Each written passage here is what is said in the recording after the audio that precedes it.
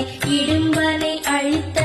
இனியவென் முருகா கனி காற்றலனே சங்கரன் புதல்வா கதிராமத்துறை கதிர்வேல் முருகா.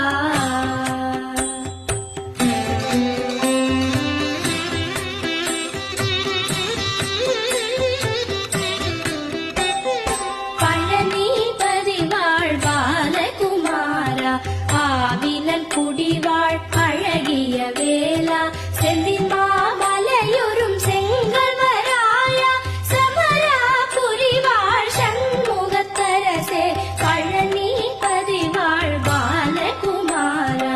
ஆவினன் குடிவாழ் அழகிய வேளா செந்தின் மாமலையுறும் செங்கல்வராயா சமராபுரி வாழ் சண்முகத்தரசே காரா குழலாய் கலைமகள் நன்றாய் என்னாவிருக்க